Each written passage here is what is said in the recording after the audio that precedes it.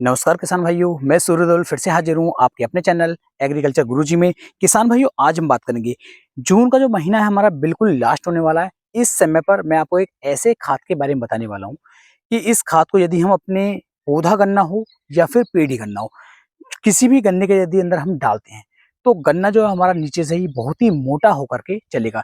जो इसका तना हो जाएगा वो बहुत ही मोटा हो जाएगा। पूरे का पूरा गन्ना जैसे कि आप देख पा रहे हैं हरा भरा होकर के चलेगा। पत्ते बहुत ज्यादा चौड़े हो जाएंगे। बहुत अच्छी तरीके से जो गन्ना है हमारा ग्रोथ करना शुरू कर देगा। और आने वाले समय में जो हमारी पैदावार होगी गन्ने की, वो काफी अच्छी आपको देखने को मिल जाएगी। तो कौन सा खाद रहने वाला है, इस खाद के साथ हम क्या मिला सकते हैं, क्या नहीं मिला सकते, क्या इसकी डोज रहेगी, क्या इसके साइड इफेक्ट हैं, संपूर्ण जानकारी मैं इस वीडियो के अंदर देने वाला हूं। तो वीडियो को पूरा देखें जिससे कि आपको बेहतर जानकारी मिल सके। तो चलिए शुरू करते हैं। सबसे पहले आप मेरे इस गन्ने को आप देख सकते हैं। पूरे गन्ने को आप देखेंगे, पूरे खेत को देखेंगे, बिल्कुल हरा भरा गन्ना है। किसी भी तरह का कोई रोग, किसी भी तरह का कोई कीट पूरे खेत के अंदर आपको देखने को नहीं मिलेगा। बिल्कुल शानदार तरीके से गन्ना जो है ग्रोथ करके चल रहा है। यदि आपको भी ऐसा ही गन्ना चाहिए और इससे भी बलगन और अच्छा चाहिए तो हम उसके अंदर क्या कर सकते हैं। देखिए, जब हमारा जो गन्ना होता है, जैसे आप देख पा रहे हैं गन्ने के अंदर एक एक पच्ची, एक एक गन्ना या एक एक पोई बन करके बाहर आ जाती है। उस समय पर किसान भाई सबसे जरूरी जो खाद है वो गन्ने के फसल के लिए वो है कि हमारा कैल्शियम नाइट्रेट।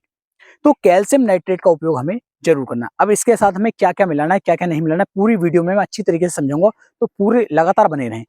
तो कैल्शियम नाइट्रेट का उपयोग यदि इस अवस्था में हम गन्ने के अंदर डाल देते हैं, जब गन्ने के अंदर लगभग एक कोई बन गई हो या फिर दो आंख बन गई हो, उस समय पर यदि हम डालते हैं तो गन्ने का जो तना होगा वो नीचे से ही मोटा होकर के चलेगा, अच्छी तरीके से बढ़वार करेगा।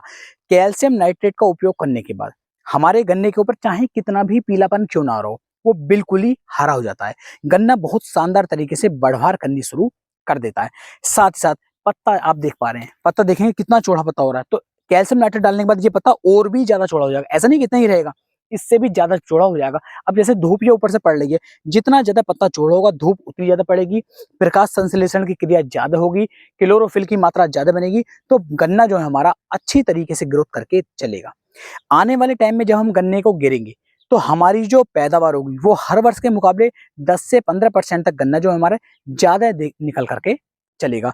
वजह से किसान भाई क्यों, क्योंकि कैल्शियम और नाइट्रेट ये दो चीजें इसके अंदर दी गई है, यानी कैल्शियम भी दिया गया है और नाइट्रोजन भी इसके अंदर दी गई है। तो कैल्शियम और नाइट्रोजन का जो ये हमारा मिश्रण है, ये गन्ने में नीचे डलते ही बहुत तेजी के साथ किसान भाई काम करना शुरू कर देता है और गन्ना हमारा हरा भरा होकर के चलता है, अच्छी तरीके से बढ़वार करनी शुरू कर देता है। अब इसके अंदर हमें क्या डालना है, तो देखो इसके अंदर आप जो है सागरिका डाल सकते हैं। सागरिका इसके अंदर डालेंगे, सागरिका न डालकर, क्योंकि सागरिका जो है लोकल बहुत मिल रही है, तो अब शिवारिका का भी उपयोग कर सकते हैं या फिर धनजाइम गोल्ड का उपयोग कर सकते हैं या फिर किसान भाइयों बायोवीटा का उपयोग भी आप इसके अंदर कर सकते हैं। इन दोनों को मिलाकर के आप अपने गन्ने के अंदर डालेंगे, बहुत ही बढ़िया रिजल्ट देखने को मिल जाएंगे। कुछ किसान भाई यहाँ पर सोचेंगे क्या हम इसके अंदर किसी कीटनाशक को मिला सकते हैं या फिर नहीं। तो देखो, कीटनाशक इसके अंदर आप मिला सकते हो, कोई साइड इफेक्ट कीटनाशक नहीं करता है। लेकिन यदि आपने कीटनाशक अभी कुछ दिन पहले मिलाया है तो बार बार कीटनाशक ना डालें, बार बार फंगिसाइड का उपयोग ना करें। कम से कम आपको जो है कीटनाशक से कीटनाशक में 20 से 25 दिन का समय रखना चाहिए। अगर आप हल्का कीटनाशक डाल रहे हैं उस कंडीशन में, यदि कीटनाशक आपका हैवी है, बड़ा कीटनाशक डाल रहे हैं, हैवी कीटनाशक डाल रहे हैं, तो कम से कम 40 से 50 दिन का अंतर आपको रखना चाहिए। बार बार हमें कोई भी चीज नहीं डालनी है, क्योंकि बार बार हम डालेंगे तो खर्चा बहुत ज्यादा आ जाएगा। तो कोशिश करें कम खर्च में, कम लागत में अच्छी पैदावार हमें गन्ना निकाल करके दे सके। अब कैल्शियम नाइट्रेट की डोज की बात कर लें तो कैल्शियम नाइट्रेट की जो डोज हमें लेनी है वो 20 से लेके 22 किलोग्राम प्रति एकड़ के हिसाब से आप कैल्शियम नाइट्रेट का उपयोग अपने गन्ने की फसल के अंदर कर सकते हैं, चाहे तो पौधा गन्ना हो या फिर हमारा पेड़ी गन्ना हो। दोनों गन्नों में ये अच्छी तरीके से काम करता है। दूसरा, सागरिका या शिवारिका या धनजाइम गोल्ड, इनकी मात्रा आप 8 से लेके 10 किलोग्राम प्रति एकड़ के हिसाब से लीजिए, बहुत ही बढ़िया वाले रिजल्ट आपको देखने को मिल जाएंगे। इसके अंदर हमें यूरिया नहीं मिलाना है। कुछ किसान भाई इसके अंदर यूरिया मिलाते हैं, तो यूरिया मिलाने से क्या होगा, यूरिया जो है हमारी थर्ड स्टेज होती है नाइट्रोजन की, जबकि जो हमारा कैल्शियम नाइट्रेट है इसके अंदर जो फॉर्म आ रही है वो आ रही है हमारी फर्स्ट वाली। तो इन दोनों में प्रतिक्रिया होती है, मतलब रिजल्ट थोड़े आगे पीछे हो जाते हैं, तो बढ़िया रिजल्ट नहीं मिल पाता है। अगर आपको यूरिया डालना है तो कम से कम 8 से 10 दिन का अंतर आप करके यूरिया बाद में डाल दो, तो और भी अच्छे रिजल्ट देखने को मिल जाएंगे। अगर कोई हम कीटनाशक डाल रहे हैं तो 5 से 6 किलोग्राम प्रति एकड़ के हिसाब से आप इसके अंदर कीटनाशक मिला करके डाल सकते हैं, बढ़िया रिजल्ट आपको देखने को मिल जाएंगे। किसान भाई, आप अपने गन्ने के ऊपर कोशिश करें कि ज्यादा से ज्यादा सस्ते खादों का उपयोग करें, सस्ते कीटनाशकों का उपयोग करें।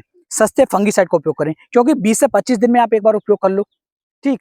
सस्ता होगा, 20-25 दिन में कर लेंगे तो हमारे खेत जो है बचा रहेगा, गन्ना हमारा बचा रहेगा। हम महंगे का उपयोग करेंगे तो 50 दिन 55 दिन के बाद हम उपयोग करते हैं तो महंगा भी हो जाएगा, उसके रिजल्ट जो है उस हिसाब से अगर देखें तो थोड़ा कम ही मुझे देखने को मिलता है। तो कोशिश करें सस्ते सस्ते खादों का उपयोग करने का, जिससे कि हमारे गन्ने की फसल ज्यादा अच्छी पैदावार हमें निकाल करके दे सके। अपनी तरफ से पूरी कोशिश की आपको एक सही और बेहतर जानकारी देने की। वीडियो पसंद आई हो, वीडियो को लाइक करें, कमेंट करें, शेयर करें और अपने भाई के चैनल को सब्सक्राइब करना ना भूलें। तो फिर मिलेंगे एक नई वीडियो में, तब तक के लिए मेरे सभी प्यारे किसान भाइयों को जय हिंद, जय भारत, जय किसान, वंदे मातरम।